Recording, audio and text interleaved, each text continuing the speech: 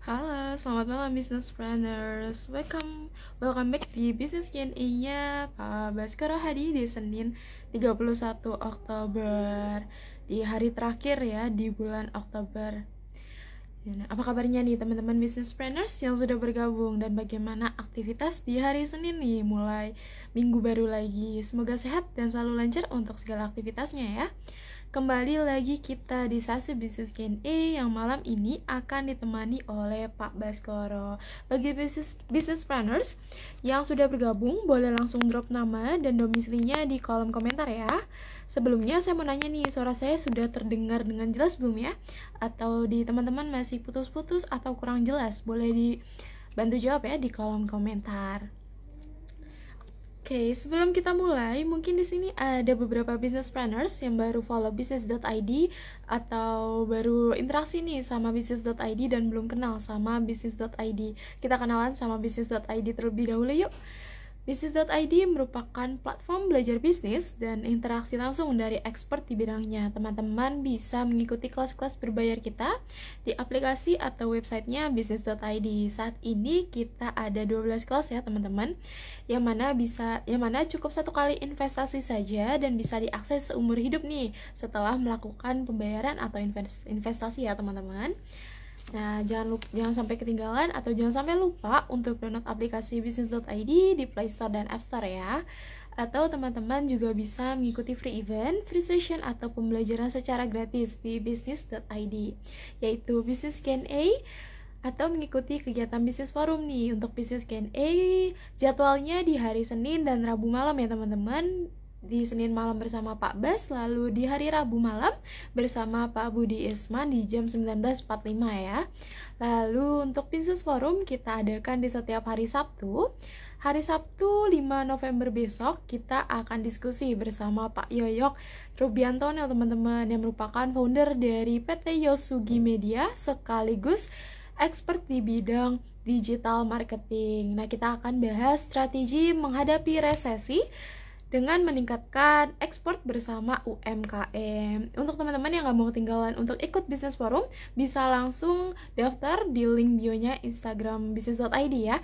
Nanti ada menu untuk daftar Business Forum. Dan gak ketinggalan, Business Planners buat business.id dan PT Mikro Investindo Utama akan menyelenggarakan workshop Sales and Channel untuk teman-teman yang mau memperdalam nih untuk penjualan, channel pendistribusian atau distribusi, juga bisa belajar di workshopnya Sales and Channel yang akan diajar langsung oleh Pak Paras Nasution. Akan diselenggarakan pada 14 dan 15 November di Hotel Shangri-La, Jakarta.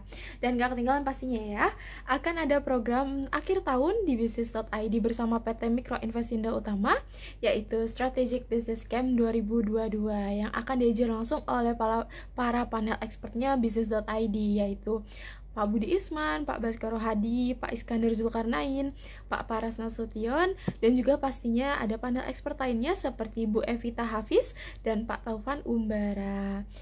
Nah, untuk penyelenggaraannya akan diselenggarakan pada 5-8 Desember di Bali ya teman-teman. Untuk info lebih lengkapnya, teman-teman bisa stay tune di IG-nya business.id atau menanyakan langsung ke Mbak Amelia Jiliansyah via DM Instagram atau langsung klik link kita di bio ya. Ada menu daftar Strategic Business Camp. Jadi teman-teman bisa langsung cek ya. Oke, yuk teman-teman yang sudah bergabung boleh langsung drop nama dan domisilinya di kolom komentar ya. Kita sambil tunggu Pak Basnya nih untuk bergabung. Tadi ada dari Sumbar.Retail dari Sumatera Barat ya. Boleh nih sambil OTW atau sambil masih di jalan, boleh banget sambil menyimak ya teman-teman. Ada tadi dari Dua Susu Group juga. Sepertinya Pak Bas sudah bergabung, boleh dikirimkan invitation untuk bergabungnya agar saya masukkan nih. Oke, saya cek ya teman-teman, dari Dua Susu Group dari Solo ya. Oke, yuk teman-teman yang sudah bergabung boleh langsung drop nama dan domisilinya ya di kolom komentar. Oke, ada dari Pekanbaru. Oke, Pekanbaru hadir. Oke. Teman-teman yang lainnya boleh langsung drop nama dan domisilinya ya.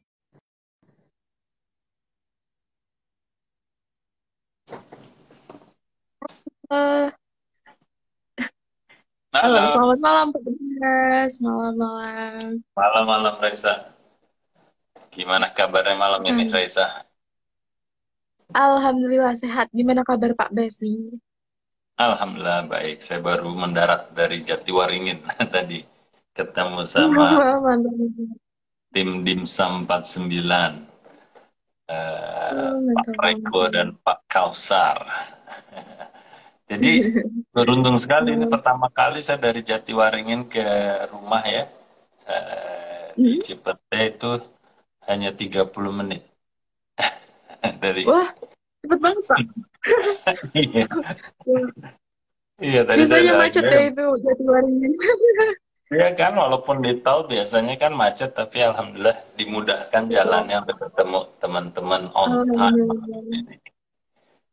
Betul, masih bisa nih ketemu sama teman-teman, nggak kejebak macet nih, jadi nggak kita undur juga hari ini nih ketemu teman-temannya. Oke.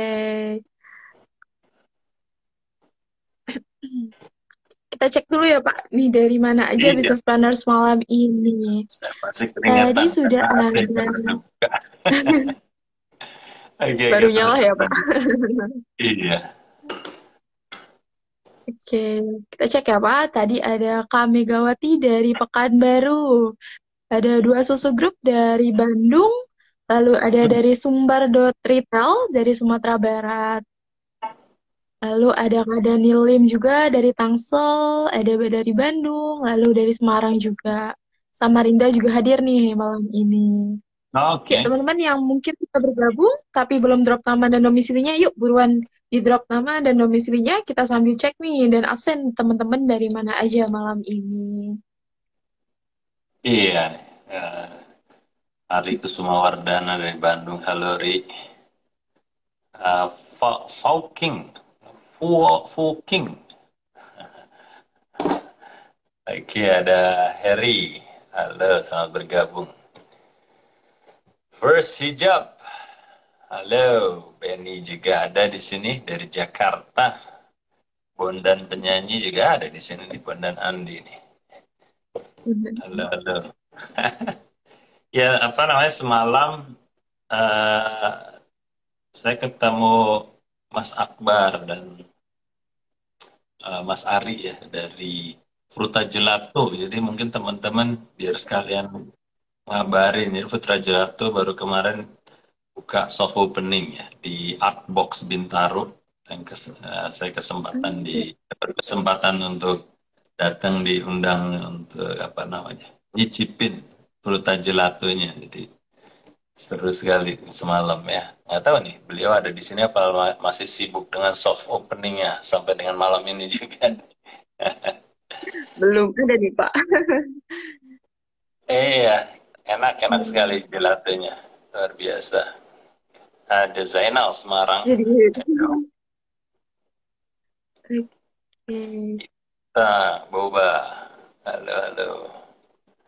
Oke, keren. Dari Kendari juga. Ahmad Dilman. Ahmad Dilman. Oke, oke. Ya, kita mulai saja gimana, Raisa? Sudah, wah ini baru Boleh Boba sambil yang bergabung nih. Belum banyak ya. Mungkin nggak tahu betul. karena hari Senin. Mungkin sambil menunggu ya Pak. Sambil menunggu business planners lainnya, kita mulai sedikit mungkin ya sambil menunggu teman-teman lainnya. Oke teman-teman, malam ini Business Q&A bersama Pak Bas, kita akan membahas topik menarik yaitu macro environment di 2023. Kira-kira apa ya yang perlu kita siapkan untuk macro environment untuk 2023. Yuk kita kupas bersama Pak Bas. Business planners boleh Oke. banget menyiapkan pertanyaan dari sekarang sambil mendengarkan topik pembuka dari Pak Bas terlebih dahulu ya. Oke, sebelum kita untuk mengefektif waktu, boleh Pak, silakan kita mulai. Oke, selamat malam kembali teman-teman. Saya yang baru gabung, malam ini kita akan bicara soal macro environment tahun 2023. Jadi apa namanya kurang lebih situasi makro ya di 2023 karena banyak sekali pertanyaan seputar ini khususnya saat kita ingin membuat yang namanya business plan tahun 2023. Jadi salah satu topik atau cakupan di business plan itu kan kita harus bisa membaca ya situasi makro tahun 2023. Jadi itu sebagai apa namanya pembuka dari business planning. Biasanya kita akan mereview macro environment, situasi makro di tahun depan ya. Nah ini juga berhubungan erat kan dengan momok bahwa tahun depan itu akan gelap lah, akan perang lah, akan macam-macam ya. Jadi banyak ketidakpastian yang dimunculkan oleh situasi yang terjadi di dunia ya. Mulai dari perang Ukraina, krisis energi, lalu juga Amerika apa namanya inflasinya tinggi dan seterusnya itu kan penyebab-penyebabnya. Nah, dari situ kan seluruh dunia mengantisipasi ya apa yang akan terjadi di tahun 2023. Kalangan bisnis atau pebisnis juga tentunya sangat ingin apa ya namanya ingin memahami dan bisa istilahnya menakar impact-nya terhadap business environment-nya dan khususnya ke bisnisnya langsung tuh seperti apa. Oke. Nah, tapi kan karena namanya makro dan karena namanya ketidakpastian, itu gimana sih caranya kan untuk supaya kita bisa memahami dan paling tidak punya handle terhadap situasi itu ya. Walaupun secara langsung kita mungkin tidak punya apa namanya kontrol terhadap situasi itu. Nah, tapi kita harus memahami gitu kan. Nah, pertanyaan besarnya adalah ya udah apa yang perlu saya pahami dari macro environment itu. Oke, nah ini yang saya ingin bantu teman-teman untuk melihat apa saja sih penyebabnya dan kira-kira implikasinya apa dan implikasi yang mana yang harus kita takar gitu ya. Oke, jadi latar belakangnya itu seperti itu. Kenapa saya pilih topik malam ini macro environment 2023 ya. Nah, jadi yang pertama gini. Penyebab yang akan mempengaruhi macro environment itu apa? Tadi saya sudah singgung beberapa ya. Yang pertama adalah situasi Ukraina sama Rusia yang dianggap tidak akan berakhir, paling tidak sampai dengan akhir tahun ini, bahkan mungkin sampai pertengahan tahun depan atau bahkan tahun 2023 sekalipun. Jadi itu satu faktor yang akan tetap dianggap berjalan, diasumsikan tetap berjalan, yang akan mempengaruhi situasi dunia. Terus yang kedua adalah di mana inflasi di Amerika mungkin walaupun sudah terkendali, tapi juga tetap apa namanya tidak akan berakhir secepat itu. Ya, inflasi di Amerika tinggi. Ini penyebab-penyebabnya dulu ya. Nanti implikasinya baru kita akan lihat. Terus yang ketiga adalah situasi energi, harga energi yang meningkat pesat ya, khususnya gas seperti itu. Nah, paling tidak tiga hal inilah yang dianggap membuat situasi makro di dunia ini menjadi tidak pasti. Oleh karenanya disebut akibat keseluruhan itu adalah resesi ekonomi ya. Resesi ekonomi, yang dimaksud resesi ekonomi adalah perlambatan atau bahkan menurunnya kegiatan ekonomi yang sangat-sangat drastis gitu kan ya. Oke, nah terus kalau kita lihat tiga itu aja dulu ya, yang seperti tadi saya sampaikan. Jadi apa impact langsungnya? Oke, so what gitu kan, istilahnya oke lah itu berita yang sering saya baca. Jadi apa sih pengaruh ke bisnis saya langsung? Nah, saya selalu dengan mudahnya bilang seperti ini aja. Cari implikasi atau dihubungkan dengan dua hal saja dalam bisnis kalian. Ya, dalam bisnis teman-teman adalah yang pertama pengaruhnya terhadap supply. Ya, pengaruhnya terhadap supply. Supply apa? Supply barang kita ke konsumen dan supply bahan baku ke kita. Jadi kalau kita bicara soal supply itu dua ya, bahan baku yang kita butuhkan dan supply kita ke customer atau consumer. Jadi soal supply yang harus kita takar implikasi dari ketiga hal itu. Ya. Terus yang kedua adalah demand. Ya, demand. Demand itu adalah demand dari consumer atau customer, alias permintaan dari konsumen atau customer. Jadi sederhana itu aja. Jadi situasi apapun yang terjadi, mau itu akhirnya resesi ekonomi, itu kita lihat pengaruhnya dari supply dan demand tadi. Oke? Oke. Tetap masih rada umum ya jawabannya. Demand dan supply. Nah, kita lihat lagi ke tiga hal tadi.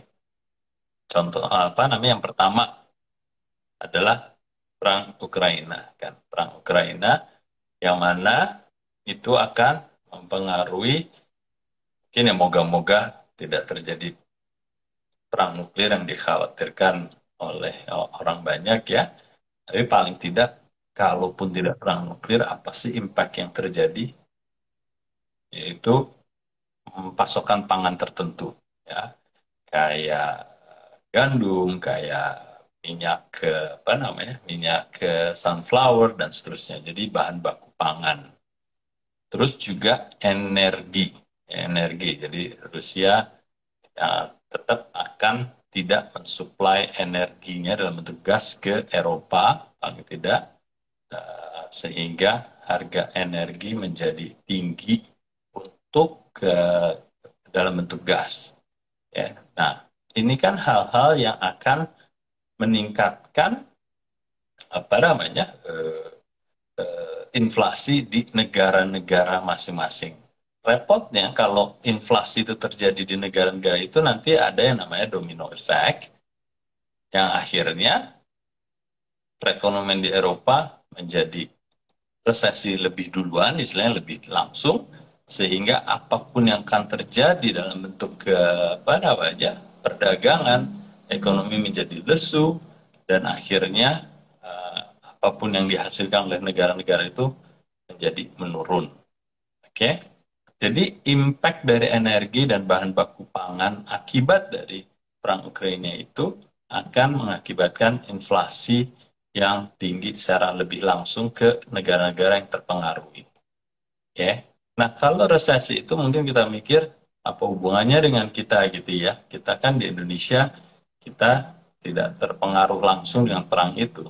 Tapi yang terpengaruh paling tidak dari sisi energi itu mungkin tidak senegatif negara-negara langsung.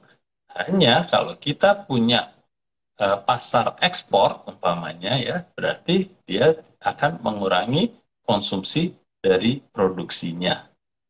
Oke, konsumsi dari apa namanya tingkat konsumsinya. Sehingga apa yang terjadi? Berarti negara-negara itu akan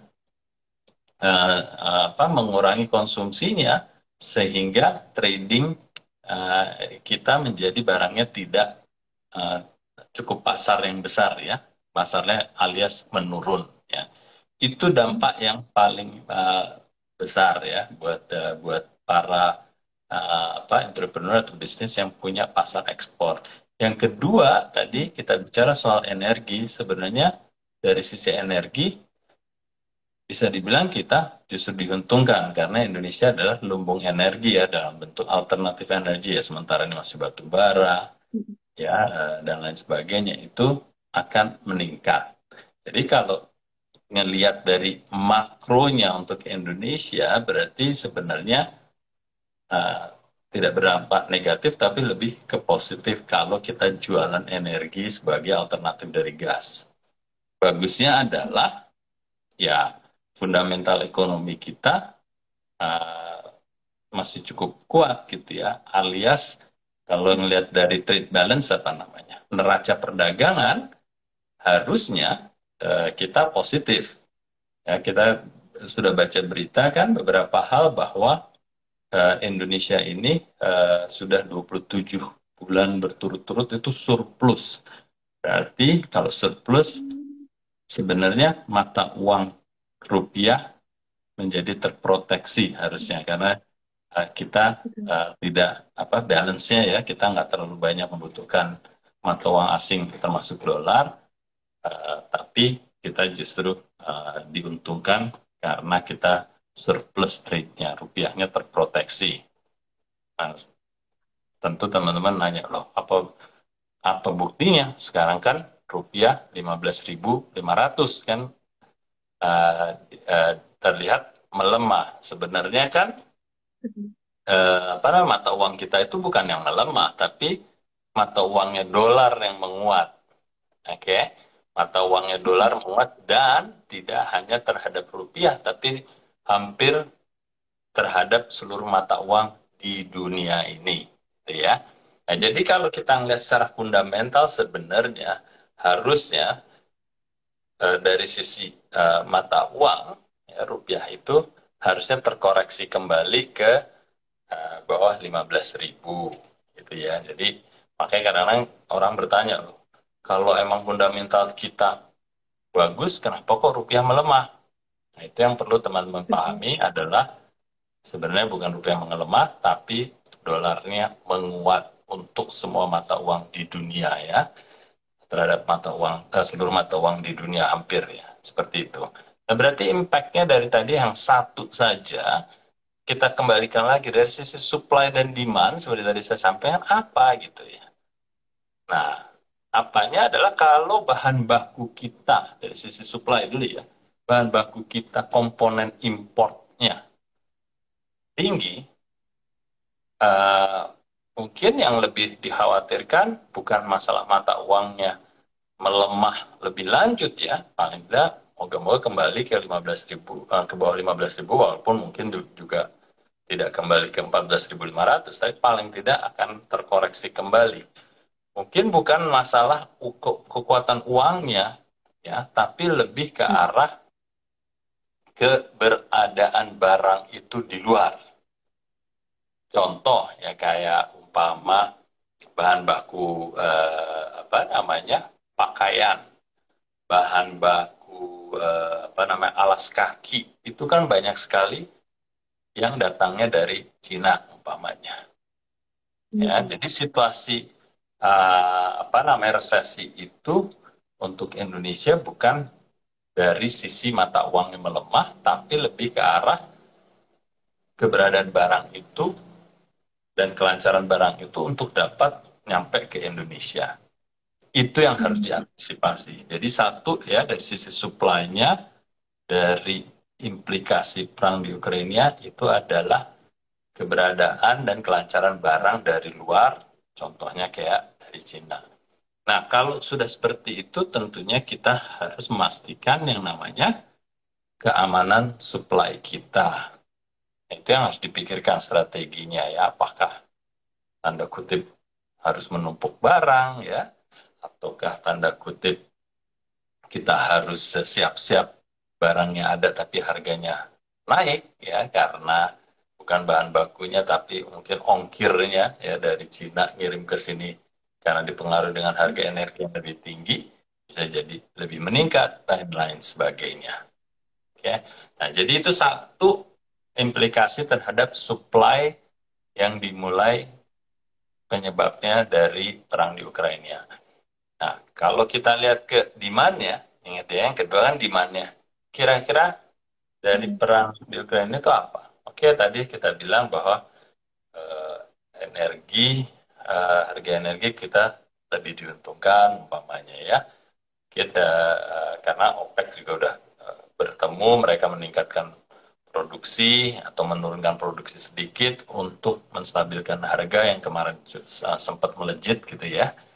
Berarti dari harga bahan bakar yang kalau kita nikmati dari import harusnya tidak terlalu terpengaruh harusnya, sehingga apa namanya, uh, uang yang harus dibelanjakan oleh konsumen kita pada umumnya untuk bahan bakar harusnya tidak banyak berpengaruh, sehingga harusnya juga tidak akan mempengaruhi purchasing power-nya dari konsumen kita pada umumnya. Oke, tapi tetap kan ada kemungkinan ekonomi itu gelap gitu kan ya. Nah, tapi maksud saya seperti ini, kita kalau ngelihat dari sisi itu kan kita sudah bisa menakar kan. Ya, kita Betul. urut-urutin tadi gitu kan ya. Kita urut-urutin tadi. Supply kayaknya oke, ada pengaruh dari tadi bukan kelangkaannya tapi kelancaran barangnya. Berarti kita harus ada konsekuensi numpuk barang, atau kita ada konsekuensi nggak perlu numpuk barang tapi harganya naik karena ongkirnya naik dari luar gitu ya. Dari sisi demand bisa jadi tidak terlalu banyak pengaruhnya. Ya, bahkan kalau kita lihat trennya adalah sekarang orang sudah banyak keluar rumah gitu ya, meningkat ya. Pergerakan manusia ya untuk tidak hanya berwisata, tapi untuk kegiatan keseharian sudah jauh cenderung lebih meningkat. Oleh karenanya, saya yakin teman-teman yang mungkin biasa jualannya banyak di online, kontribusinya menurun kebanyakan ya di online. Karena orang udah banyak belanja keluar, jalan-jalan ke mall, dan beli untuk benar-benar melakukan kegiatan di luar ruang yang lebih tinggi. Jadi dari situ, kalau kita lihat purchasing power-nya tidak terpengaruh banyak, ya, dengan asumsi tadi itu, berarti kemungkinan besar justru permintaan itu akan meningkat ketimbang menurun, kayak gitu ya. Nah, ini apa namanya, saya coba untuk membantu teman-teman melihat implikasinya dari sebuah akibat, khususnya kayak tadi perang Ukraina, ke dua faktor tadi, demand dan supply. Dan ini hanya sebagai contoh ya, ini hanya sebagai contoh ya, karena saya yakin teman-teman kan apa namanya lintas industri nih, industrinya macam-macam ya, kategorinya macam-macam ya. Jadi sensitivitas dari masing-masing pengaruhnya itu tentunya akan berbeda buat teman yang satu dengan teman yang lain. Ya, tapi yang terpenting frameworknya sudah terbentuk gitu. Apa sih implikasinya terhadap demand sama supply saya gitu ya, yang mengenai kategori itu. Ya, tentunya nanti ya tadi apa dilihat lagi itu yang dua tadi. Ini kan tadi barusan saya ngasih contoh hanya untuk kalau perang Ukraina. Tapi apa pengaruhnya dari inflasi di Amerika yang berkelanjutan? Ya, apa yang mempengaruhi lagi soal energi yang menjadi tinggi gitu ya. Nanti ditakar lagi tuh kembali untuk supply dan demand dari produk teman-teman sekalian. Oke, ini hanya sebagai ini apa namanya pembuka aja. Tentunya saya berharap kalau ada yang masih belum jelas gitu, yang perlu saya bantu jawab, saya akan coba bantu jawab. Oke? Oke, baik. Terima kasih banyak Pak Basni sudah sharing terkait makro environment ya untuk 2023 ini. Oke, teman-teman yang punya pertanyaan nih terkait topik malam ini ataupun di luar topik malam ini, boleh banget langsung bertanya di box Q&A atau di kolom komentar ya, teman-teman. Sebelum ke business planners ya, Pak, saya mau tanya Ya. nih. Jadi, makro environment ini, Pak, pasti Ya. akan sangat mempengaruhi bisnis proses juga pembuatan bisnis plan ya, Pak, ke depannya. Iya, tentu, tentu sekali. Ya, itu tadi yang seperti saya singgung di awal, Raisa, kan ini sebagai pembuka ya. Jadi apa namanya pengalaman saya, dan saya yakin teman-teman yang sudah rajin membuat bisnis plan pasti pembukaan itu adalah macro environment ya. Macro environment Hmm. itu kan lebih dari hanya sekedar macroeconomics. Karena teman-teman juga masih suka salah nulis atau salah terka bahwa yang namanya apa namanya review macro environment itu hanya makroekonomi. Padahal kalau macro environment itu lebih luas dari itu. Ada yang mengenal istilahnya apa? PEST ya, PEST gitu kan. PEST itu kan mulai dari apa namanya Kok saya tiba-tiba lupa ya, PEST. Eh, politik P-nya. Jadi situasi politik bagian dari macro environment. Situasi E-nya apa? Ekonomi. Terus ketiga S-nya itu adalah social ya. Terus yang keempatnya T-nya itu adalah technology ya. Terus kalau nggak salah ada sampai pester ya, environment ya kalau saya nggak salah. Nah, environment, situasi environment ya. Artinya apa ya? Saya lupa ya. Itu ada istilah yang sering dipakai oleh teman-teman di korporasi gitu ya. Ini untuk membantu aja melihat ke lima aspek itu. Tapi kadang-kadang suka gelap walaupun oke, politik wah bilang tahun depan situasi politik memanas gitu ya. Ini sebagai contoh aja nih rasa. Oh, politik memanas, tapi koneksinya dengan urusan bisnis saya yang mananya ya gitu kan. Nah, itu juga sebagai contoh saya suka sering kasih teman-teman yang kami suka dampingin ya dalam business advisory. Oke, politik ada apa namanya pemilu tahun depan. Apanya yang berpengaruh? Kita lihat waktu itu mungkin di mana ya zaman reformasi lah. Ya, kalau kita pemilu itu kan apa namanya yang membuat situasi tidak terkendali ya, adalah karena banyaknya demo kan. Banyaknya demo turun ke jalan, akibatnya apa? Jalan macet. Ya kalau saya dulu jualan minuman, truk-truk saya yang biasanya apa namanya truk-truk perusahaan saya yang biasanya bisa nargetin jualan ke 25 ke 30 outlet per hari, gara-gara demonstrasi macet akhirnya cuma 10 outlet yang bisa dikunjungi per hari. Akhirnya apa? Ya jualannya menurun. Nah, itu maksud saya. Itu implikasi yang harus kita pahamin gitu ya. Apakah itu akan terjadi ke depannya? Ya, kita udah lihat sekarang demo udah jauh lebih diatur gitu kan, nggak apa namanya berantakan dulu gitu kan Raisa ya. Nah, itu maksud saya contoh kalau kita review macro environment di dalam hal politik garis miring pemilu. Implikasinya seperti apa? Mungkin kayak tahun 2023 ini kan sudah kan istilahnya memanas gitu ya. Kira-kira apa sih gitu ya? Ya, akankah terjadi kekacauan? Nah, itu ketidakpastian itu mungkin masih kecil tapi tetap harus kita takar gitu. Akankah terjadi kekacauan gitu ya? Apa namanya tuh kerusuhan, kegiatan anarkis dan lain sebagainya. Potensialnya seberapa besar sih? Tapi kalau hanya seperti demo-demo aja harusnya tidak terjadi ya karena sudah lebih diatur tahun-tahun depan ya. Seperti juga beberapa tahun yang lalu gitu kan. Kayak gitu.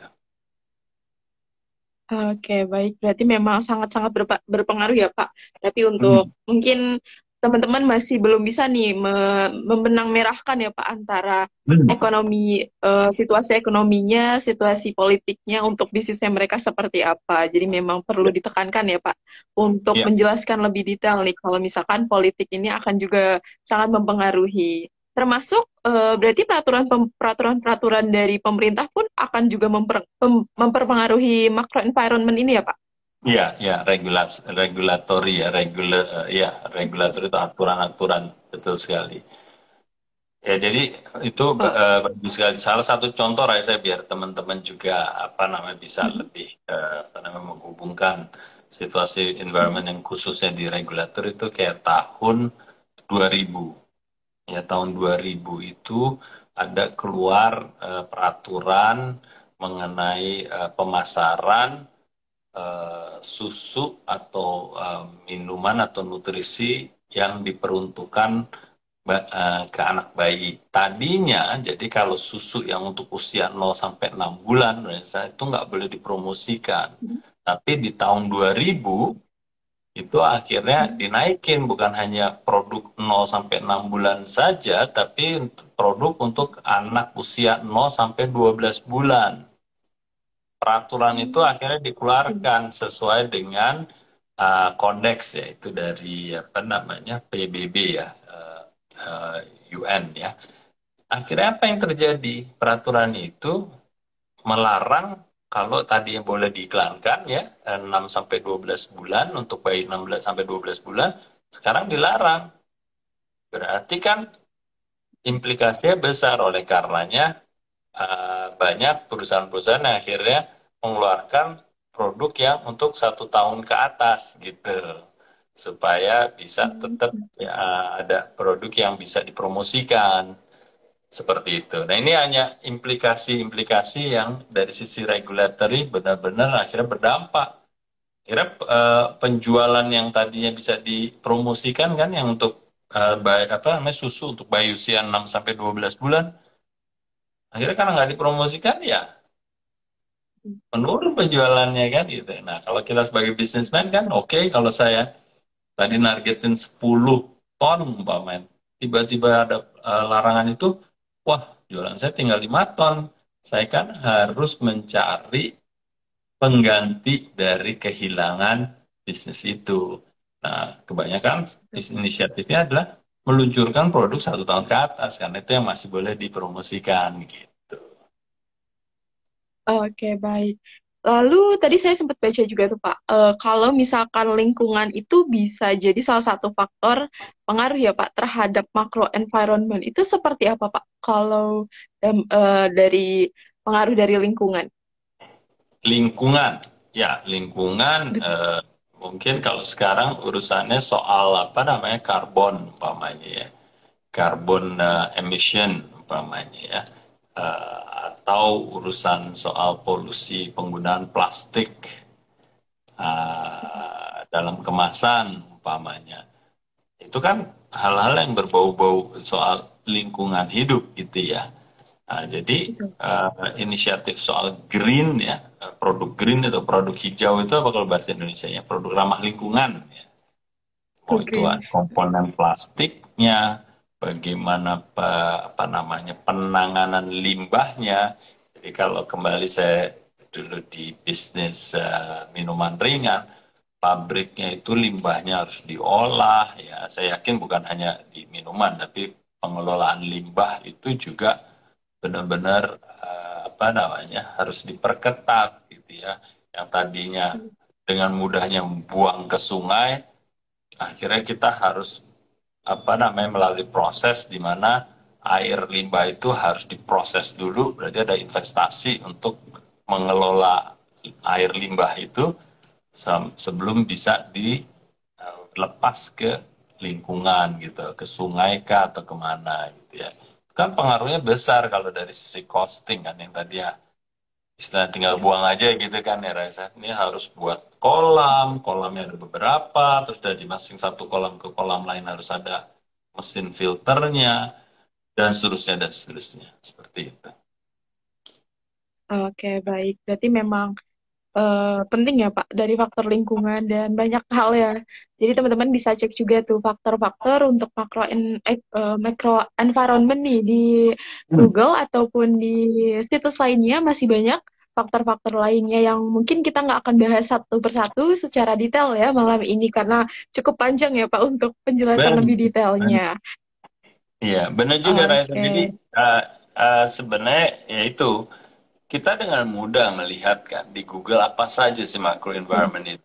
Tapi tantangan terbesarnya itu adalah betul. bagaimana menghubungkan poin-poin itu terhadap bisnis kita secara Hmm, langsung gitu ya. Oleh karenanya tadi hmm, kita coba bantu ya Raisa bahwa intinya apa sih pengaruh terhadap supply sama demand-nya dari bisnis kita hmm. itu aja. Jadi supaya gampang kita apa namanya menghubungkan Betul, uh, poin-poin itu gitu. betul. Mungkin teman-teman yang sudah melakukan atau sudah memahami nih keadaan ekonomi di tahun 2023 nantinya dan merasa nih ada satu faktor yang belum bisa dibenang merahkan sama teman-teman nih boleh coba ditanyakan di box Q&A nanti bantu dijelaskan nih sama Pak Bas. Lebih mungkin nanti implikasinya akan dibantu dijelaskan sama Pak Bas nih seperti apa dari faktor yang Iya, teman-teman mungkin belum memahami. Oke, next ya Pak. Saya ya. juga mau nanya nih, apakah nih kita perlu memahami makro environment ini sesering mungkin, Pak? Atau kita hanya perlu melakukannya di akhir tahun, atau di pertengahan tahun, atau di kuartal-kuartal tertentu? Ya, jadi kalau dalam memahami macro environment, biasanya itu dalam konteks kita buat business planning. Business planning yang paling pendek itu adalah 1 tahun kan ya. Nah, oleh karenanya, Betul. dalam hal melakukan scanning macro environment ini, kita lakukan seminim-minimnya setahun sekali dalam konteks kita membuat business planning gitu ya. Tapi kan kadang-kadang situasi bisa terjadi menjadi tidak biasa atau luar biasa. Nah, di saat itu ya harus dilakukan. Ya contoh kayak pandemi kemarin gitu kan, tiba-tiba nggak pernah itu kan terjadinya bulan Maret ya, tahun Betul, Pak. 2020 ya kan. Nah itu siapa yang masukin bisnis planning ya soal pandemi di tahun 2019 Betul. untuk tahun 2020? Gak ada. Tapi setelah itu terjadi, ya harus di scan macro environment-nya ini. Karena itu kejadian yang tidak biasa atau luar biasa ya. Unordinary atau extraordinary istilahnya. Oke, berarti memang kalau misalkan di keadaan-keadaan seperti memang di tengah ya Pak, di tengah-tengah Hmm. atau memang di kuartal-kuartal yang belum mendekati akhir, berarti kita perlu langsung melakukan planning lanjutan ya Pak untuk bisnis plan-nya. Jadi mungkin perombakan ya Pak atau perubahan dari bisnis plan sebelumnya yang lebih menyesuaikan dengan keadaan ekonomi di saat itu. Iya, benar sekali. Jadi gampangnya kan gini ya, kalau sesuatu yang tidak kita rencanakan dan terjadi, biasanya itu masuk kepada yang tadi saya sampaikan adalah tidak biasa atau luar Mhm. biasa. Berarti impact-nya pun Betul. kalau memang sangat besar, kita harus melakukan apa namanya contingency plan. Contingency plan itu apa? Apa namanya contingency plan itu adalah apa namanya membuat skenario-skenario yang bisa kita ambil dengan asumsi-asumsi yang berbeda. Contoh waktu itu kembali ke pandemi lah, contoh bagusnya ya. Jadi Mhm. saat itu Maret terjadi itu langsung kita seakan-akan membuat mereview business planning kita. Business planning kita pun dengan berdasarkan beberapa skenario. Beberapa skenario berdasarkan apa? Yang pertama adalah skenario kalau seandainya pandemi ini berakhirnya 1 tahun. Nah, terus skenario kedua, kalau seandainya pandemi ini berlangsungnya 2 tahun, atau bahkan ada yang skenario yang worst skenario adalah skenario ketiganya adalah 3 tahun. Nah, jadi contingency planning-nya itu menjadi lebih apa namanya lebih jelas gitu ya dengan asumsi-asumsi itu. Nah, karena kan pada saat itu bisa dibayangkan di bulan Maret itu kan nggak ada yang tahu kan itu pandemi ini mau berapa Betul. lama sih? Yang pasti nggak yakin waktu itu 6 bulan karena dengan harapan bahwa wah siapa si vaksin pasti juga belum bisa ditemukan dalam 6 bulan atau 1 tahun. Nah, saya ingat sekali waktu itu banyak yang bisnis itu buat contingency plan, pokoknya anggapnya lah 2 tahun gitu. Nah dari situ berarti segala sesuatu implikasinya mulai dari budgetnya, mulai dari asumsi penjualannya, semua kan disesuaikan dengan skenario yang berbeda tadi. Termasuk juga kemungkinan-kemungkinan untuk merampingkan bisnisnya, rampingan bisnisnya dalam artian mengurangi cost di segala lini, pos-pos tertentu yang sudah tidak apa namanya tidak strategik sekali, ya harus menjadi diperketat umpamanya ya. Nah, jadi semacam itu gitu ya, Raisa ya. Jadi kalau situasi menjadi tidak biasa atau luar biasa, kita harus buat yang namanya skenario planning alias contingency plan. Ya, contingency plan dengan skenario yang berbeda-beda tadi. Oke, baik, Pak. Lalu, Pak, makro environment ini bisa nggak sih, Pak, dilabeli dengan baik atau tidak baik? Misalkan makro environment di 2023 ini akan baik atau tidak baik ke depannya? Ya, jadi eh, macro environment itu reviewnya bukan untuk mencari rating tadi gitu ya, Reza, bukan kita melihat yang baik tidak baik atau apa sangat netral saja gitu ya. Tapi yang terpenting adalah melihat implikasinya. Ya, mau itu baik atau tidak baik, melihat implikasinya. Karena kalau kita bilang tidak baik, bisa jadi itu baik buat kita gitu lah. Ya, kayak contoh tadi energi kan, Raisa. Dunia bilang, wah, energi akan meningkat. Tapi kalau melihat dari kacamata kita, mungkin itu hal yang tidak baik menjadi hal yang baik buat kita. Karena kita ada opportunity kalau kita brand Indonesia namanya, kita bisa menjual batu bara lebih banyak lagi sebagai alternatif energi kan gitu ya. Nah jadi uh, lebih ke arah implikasinya ketimbang hanya membuat rating itu saja gitu, Raisa. Baik, berarti memang perlu analisa ya, Pak. Seperti dari bidang politiknya seperti apa, dari lingkungan seperti apa, lalu regulasi juga seperti apa. Apakah akan berdampak baik di kita dan lainnya ya, karena implikasinya yang terutama untuk bisnis kita. Oke. Iya, iya. Oke. Oke, lalu mengaca dari pandemik ya Pak, dari permasalahan tadi yang kita sebutkan pandemik nih. Lalu perlukah kita buat plan B nih di bisnis plan kita sewaktu-waktu nantinya akan terjadi lagi seperti itu? Padahal makro environment-nya ini sedang menurut kita nih sedang bagus dan bisa implikasinya ini sedang baik gitu Pak. Ya itu tadi, jadi skenario 1, 2, 3 sama aja yang Raisa maksud adalah skenario A, B, atau C. Dan biasanya skenario itu adalah skenario yang punya mulai dari yang worst skenario yang kita anggap likelihood-nya atau kemungkinan terjadinya kecil itu tetap kita buatkan. Ya karena di tengah situasi kita juga nggak tahu nih berapa lama pandemi pada saat itu ya kita nggak tahu kan setahun kah 2 tahun kah bahkan 3 tahun kah. Nah, kalau kita kilas balik ya sekarang enak seakan-akan oh kan tahu mestinya cuma berapa bulan ya karena anggapnya Januari atau akhir Desember kemarin udah dianggap sudah terkendali ya. Itu kan tahun 2020 berapa? 1 ya. Berarti praktiknya kan hampir 2 tahun gitu. Yang bagus adalah mengasumsikan itu sudah 3 tahun, tapi ternyata situasinya juga sudah jauh lebih baik di tahun kedua. Kenapa? Apa namanya?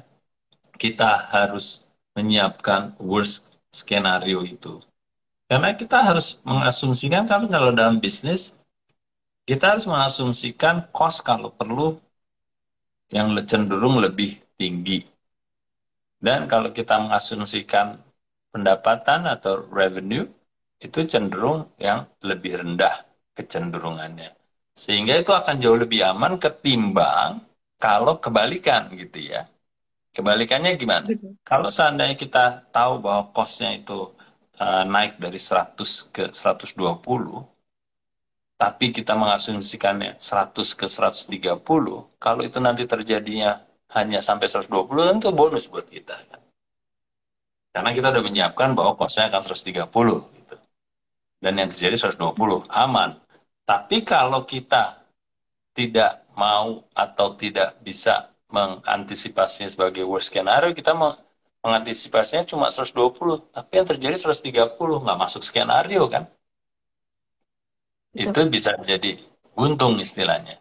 Nah, kebalikannya, kalau kita urusan revenue, kita harus sedikit konservatif. Jadi seandainya kita yakin mau jualannya 200 gitu ya. Ya sebaik-baiknya ya kita mengasumsikan atau membuat skenario 180 aja lah gitu.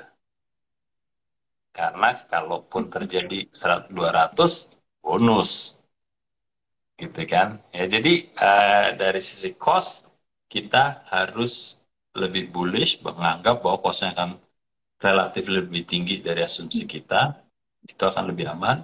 Kebalikannya, kalau revenue, kita harus mengasumsikannya lebih rendah daripada keyakinan kita, atau lebih konservatif.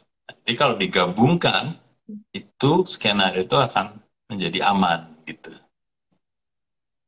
Oke, berarti kalau cost itu mimpinya setinggi mungkin ya Pak. Kalau revenue harus sesuai fakta yang Ih, berlaku. Oke, oke. benar, benar. Oke. Jadi aman, kita tenang gitu kan. Lebih tenang. Betul, betul. Jadi teman-teman mungkin nih yang masih membuat business plan 2023, yuk mulai disiapkan worst scenario-nya sambil berjalan juga karena pandemik juga masih berjalan ya Pak. Lalu COVID juga makin tinggi nih sekarang. Jadi teman-teman mungkin perlu membuatkan worst scenario juga. Mungkin ke depannya 2023 kita belum tahu juga nih seperti apa. Jadi teman-teman boleh siap-siap juga Ya, sambil membuat bisnis plan-nya ya pastinya. Lalu apa nih Pak manfaat yang kita dapat dari macro environment ini? ya, manfaatnya banyak sekali karena kita menjadi tahu implikasinya ya. Salah satu contoh tadi yang real seperti itu tadi. Seandainya kalau kita ngambil implikasi terhadap supply ya dari kedua ya, dari demand dan supply kita anggap aja dari supply aja. Kalau kita anggap supply itu menjadi terhambat atau tidak lancar, paling tidak kita sudah bisa ancang-ancang dan mengatur strategi. Membuat skenario kalau seandainya kita numpuk barang, ya, yang biasanya kita uh, inventory-nya setingkat 1 bulan penjualan gitu ya, kita anggap, kayaknya daripada nanti nggak lancar barang yang nggak ada dari Cina umpamanya ya, kita belinya 2 bulan. Paling nggak kita sudah bisa hitung gitu loh, Raisa. Ya kan, dalam finansial kita. Oh, modal saya untuk beli barang 2 bulan, saya udah bisa hitung dan harus saya persiapkan gitu. Skenario satu. Jadi jelas. Terus skenario dua, oh saya nggak perlu apa namanya, saya eh, nganggap bahwa kelancarannya aman, hanya harganya lebih naik. Berarti skenario dua adalah ya udah saya tetap beli senilai 1 bulan penjualan ya untuk inventory saya, tapi saya sudah siapkan, oh harganya naik 10%. Berarti saya sudah harus menganggarkan biayanya akan naik. Ya, sehingga dalam finansial saya, analisa finansial saya jauh lebih siap gitu. Berarti kalau cost-nya naik sekian, saya mungkin harus meningkatkan penjualan sekian, atau saya harus meningkatkan harga ke konsumen saya sekian untuk mempertahankan tingkat profitability saya, umpamanya kayak gitu. Ya, ini hanya salah satu contoh manfaatnya. Ya, kalau kita sudah menghasilkan satu pemahaman dari macro environment itu, lalu kita juga melihat implikasinya, akhirnya kita bisa membuat perencanaan berdasarkan implikasi itu dengan beberapa Oke, skenario baik. gitu. Oke, jadi memang sudah terbuat ya Pak sinarionya jadi gampang nih untuk pengimplikasiannya juga. Lalu Pak, untuk makro environment ini kan salah satunya ada faktor ekonomi juga ya. Ya, Lalu dari mana nih Pak kita bisa mengetahui nih data-data dari ekonomi tersebut untuk mengetahui nih makro environment-nya seperti apa? ya. Jadi kami kalau di bisnis umumnya kita harus istilahnya well abreast. Apa tuh well abreast? Well abreast adalah kita benar-benar harus mengikuti berita atau perkembangan situasi terkini, termasuk mendengarkan pendapat atau pandangan-pandangan dari pemain bisnis atau pengamat ekonomi. Nah, itu biasanya harus kita rajin gitu untuk dapat ya. Saya ingat sekali kalau Pak Budi ngajarin di CEO development itu salah satunya adalah selalu up to date dengan berita-berita yang Hmm, terkini. Uh, apa namanya ekstrimnya kalau dulu Pak Budi suka cerita itu ya, dia bisa baca koran beberapa koran gitu pagi sebelum memulai harinya gitu ya.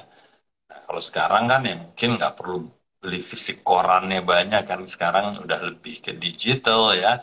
Tapi intinya Betul. adalah kita harus well abreast, kita harus up to date ya dengan berita yang terkini, dengan pandangan-pandangan atau apa namanya pemikiran-pemikiran dari ekonom, dari pebisnis dan lain sebagainya. Itu biasanya wajib ya hukumnya untuk CEO atau senior position di sebuah perusahaan. Oke, berarti kita yang perlu memoles diri ya Pak, dan cari tahu nih research juga di banyak tempat ya untuk seperti apa nih data-data ekonomi yang bisa kita pakai. Ya. Oke, Jadi mungkin Raisa lanjut. kadang-kadang teman-teman takut kan kalau kita bilang research gitu ya, seakan kita harus merekrut ke agency. Maksudnya meriset itu ya sebenarnya mencari tahu informasi sih sebenarnya. Ya Betul, mulai dari betul. mass media, mulai dari apa namanya riset-riset yang sudah berada di apa di Google dan lain sebagainya, semuanya banyak kok. BPS, ya kan, Menteri Keuangan, BPKP dan seterusnya banyak kok sumber-sumber itu. Betul. Mungkin kalau ke teman-teman bukan research ya Pak, nanti mikirnya riset ya, riset ke konsumen, tapi searching ya teman-teman, searching data, bukan research data. Jadi teman-teman bisa cek lagi tuh di banyak tempat. Oke, oke lanjut ya Pak. Lalu apa nih Ya, Pak yang menjadi perhatian khusus dalam pembuatan bisnis plan kita hmm, nih, yang dipengaruhi sama makro environment, mohon maaf. hmm. Gimana gimana? Yang dipengaruhi oleh Jadi makro yang environment, mm-mm. Jadi apa saja Pak yang menjadi perhatian khusus nih? yang menjadi perhatian bisnis saya itu apa namanya? Intinya kita coba cari tahu lah apa namanya yang pester tadi ya Mm-mm. eh, terhadap supply sama demand kita. Ya, jadi itu yang menjadi basisnya. Ini nggak usah kemana-mana gitu ya, nggak usah kemana mikirin yang apa pengaruhnya. Pengaruhnya hanya ke supply sama demandnya kita aja. Kalau itu ada implikasi dan pengaruhnya, nah berarti kita harus melakukan sesuatu gitu ya. Planning kita akan terpengaruh terhadap makro Mm. environment tertentu. Oke. Nah, jadi itu saya coba menyederhanakan situasi sehingga teman-teman bisa apa ya connect ya dengan macro environment itu. Eh, nggak perlu mikirnya terlalu ruwet gitulah istilahnya. Betul. Mungkin karena teman-teman baca juga mungkin di banyak situs ya terkait makro environment ini mungkin jadi pusing nih dan ada banyak faktor lainnya. Tapi sama Pak Bas kita rangkum nih teman-teman yang bakal mempengaruhi banget yaitu supply dan demand. Jadi teman-teman mungkin bisa cek kembali nih bisnis prosesnya seperti apa Ya, supply dan demandnya. Jadi mungkin nanti bisa diimplikasikan dari makro environment-nya seperti itu. Lanjut ya Pak. Tadi sudah ya, ada pertanyaan dari Kak Anton Subakti nih. Menurut oke. analisa Pak Bas, apakah akan ada perubahan perilaku belanja konsumen di tahun depan, khususnya pada belanja online? Oke, ya, Anton terima kasih. Mungkin Anton tadi rada terlambat masuk ya. Itu tadi salah satu istilahnya perilaku yang sudah terjadi dan akan trennya berlanjut. Apakah itu? Yaitu perilaku belanja offline akan meningkat gitu ya. Jadi Betul. porsi yang biasanya tadinya lebih banyak di online untuk kategori-kategori tertentu atau bisnis Anda yang tadinya kontribusi online-nya tinggi, sekarang trennya sudah banyak bahwa yang di online-nya menurun, tapi di offline-nya yang meningkat gitu ya. Nah, kadang-kadang berpikir ya kita, oke kalau di sana menurun, offline-nya meningkat, berarti penjualan kita menurun dong.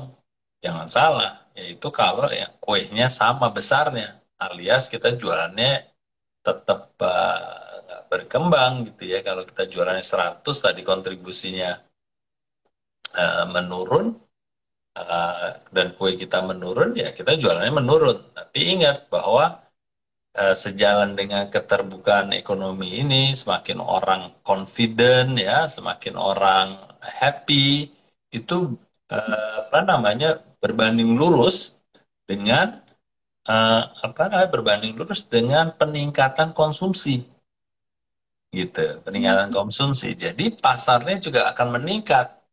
Ya, jadi jualan kita yang tadi 100 bisa jadi anggapnya 200 walaupun online-nya menurun tapi kuenya membesar ya dari 100 menjadi 200, online-nya dari 70 menjadi hanya 50, toh juga 50 dari 200 masih 100 ketimbang tadi 70 dari 100 hanya 70 gitu kan. Secara absolut kan? Ya gitu. Jadi perilaku yang benar-benar berubah itu adalah offline-nya meningkat. Ya, offline-nya meningkat. Nah, itu yang perlu Oke, diantisipasi berarti. ya. Teman-teman yang masih ketergantungan di online-nya masih sangat tinggi atau bahkan 100%, ya mulailah berpikir ke arah situ. Oke, terus itu kalau kita Hmm. ngeliat online versus offline. Kita juga harus lihat bahwa apa namanya jenis-jenis produk atau jasa yang diharapkan dengan sejalannya orang menjadi lebih mobile, menjadi lebih mulai banyak bergerak ya, itu kan kategori dan industri tertentu pasti akan diuntungkan ya. Kembali lagi lah ke wisata. Sekarang wisata menjadi akan meningkat ya, di Bali itu sudah mulai ramai orang-orang yang Betul. datang bukan hanya dari lokal ya, tapi dari Australia sudah kembali ke Bali dan seterusnya ya, karena perjalanan sudah dimungkinkan, dibolehkan tanpa harus ya PCR, tanpa harus karantina dan seterusnya. Airline juga meningkat, oke, terus perhotelan, penginapan, dan semua infrastruktur yang berhubungan dengan industri di pergerakan orang yang lebih tinggi gitu kan, ya gitu. Betul. Karena memang sudah diperbolehkan juga ya Pak, sampai konser pun sudah diizinkan untuk ada, lalu masih banyak lainnya yang mempengaruhi juga ya Pak, yang mungkin teman-teman jadi yang di online nih udah merasa ada dikduk nih, kok bisa menurun tapi offline tinggi ya, jadi teman-teman bisa Iya, dicek lagi nih, offline-nya mungkin tinggi tapi online-nya memang rendah karena regulasi juga sudah berubah sekarang. betul. Oke, sebelum kita tutup ya Pak, lalu apa nih Pak tips and trick agar teman-teman nih mau melakukan makro environment nih setiap tahunnya? Karena mungkin teman-teman males nih melakukan implikasinya dari faktor-faktor yang ada. Ya, apa namanya? Ini memang secara statistik emang seperti itu ya. Sayangnya ya, Raisa, bahwa teman-teman itu tidak terlalu memikirkan makro environment itu akan berpengaruh terhadap bisnisnya. Itu adalah Betul. salah besar ya. Itu yang selalu kami gaungkan ya, saya, Pak Budi dalam workshop. Kita selalu sampaikan ke teman-teman bahwa makro environment itu secara langsung atau tidak langsung akan ada pengaruhnya. Masalah pengaruhnya Betul. positif atau negatif itu yang harus kita lihat justru.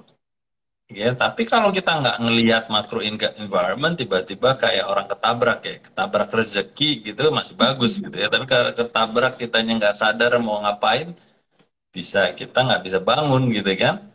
Jadi pesan Betul. saya buat teman-teman sederhana saja, ya. Kita akan memasuki tahun 2023, ya, besok sudah tanggal 1 November, ya, praktis tinggal 2 bulan lagi menjelang 2023, kita harus buat planning, dan di planning itu sebelum kita melakukan strategi, turunan strateginya menjadi apa namanya, plannya turun menjadi program, sebelum kita bisa mengeksekusi, kita kan harus men-scan makro environment ini gitu loh. Kita harus Betul. antisipasi yang akan terjadi apa. Yang dibilang resesi itu apa pengaruhnya ke kita. Yaitu tadi, sederhananya lihatlah implikasinya terhadap supply dan demand bisnis kalian semua gitu. Oke, baik. Jadi memang dari resesi kita harus tahu dulu ya, Pak, implikasi dari makro environment-nya seperti apa. Jadi kita nggak sembarangan nih melabeli 2023 akan resesi. Hmm. Oke, teman-teman, sampailah kita di penghujung sesi bisnis Q&A hari ini. Terima kasih banyak Pak Bes atas insight yang diberikan malam ini terkait makro environment. Tentunya pasti teman-teman masih bingung, banyak yang bingung, tapi tidak apa-apa. Mungkin next time kita bisa tanya lagi ke Pak Bes nih terkait topik malam ini. Nggak apa-apa teman-teman, dibuat bisnis plan-nya sambil di scanning juga nih makro environment-nya seperti apa. Oke, nggak ketinggalan ya.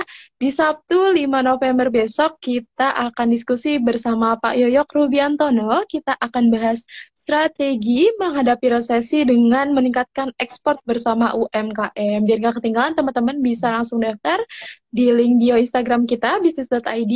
Nanti ada menu daftar bisnis forum, atau teman-teman bisa ikut di kegiatan bisnis kene kita di hari Rabu besok bersama Pak Budi. Dan gak ketinggalan pastinya buat business planners, di tanggal 14 dan 15 November besok kita akan ada workshop bersama Pak Paras Nasution, yaitu workshop Sales and Channel. Jadi teman-teman yang mau mendalami lagi nih terkait sales penjualan dan channel penjualan atau distribusi, teman-teman bisa langsung mengikuti workshopnya. Dan pastinya ada program terakhir di tahun 2022, yaitu Strategic Business Camp, yang akan diajar langsung oleh para expertnya bisnis.id. Untuk info lebih lanjut ya, teman-teman bisa langsung klik link kita di menu daftar Strategic Business Camp 2022. Oke, terima kasih banyak business planner sudah join di Business Q&A malam ini. Sudah meluangkan waktunya juga nih untuk belajar bersama ya, walaupun hari Senin, hari Minggu pertama, besok ketemu sudah di bulan November, tapi teman-teman tetap semangat ya menjalaninya hari ini, walaupun kita malam-malam nih sharingnya, tapi nggak apa-apa, teman-teman tuh hebat, karena sudah sampai malam nih. Pak Pak Bas juga mantap nih, dari Jatiwaringin langsung terbang ya Pak, langsung terbang ke Cipete, langsung duduk depan teman-teman nih. Oke, terima kasih banyak Pak Bas atas Oke. insight-nya. Terima kasih Reza, terima kasih teman-teman. Sampai ketemu lagi dalam waktu dekat. Assalamualaikum. Waalaikumsalam. Selamat malam, selamat istirahat, Pak. Sama-sama Reza. Oke, terima kasih banyak Business Planner sudah join di Business Q&A malam ini. Kita ketemu lagi di Business Q&A hari Rabu besok bersama Pak Budi, juga Business Forum di hari Sabtu di jam 10 sampai jam 11.30. Jangan lupa daftar langsung di link bio Instagramnya bisnis.id di menu daftar Business Forum ya teman-teman. Sekian dari saya, selamat malam dan sampai jumpa.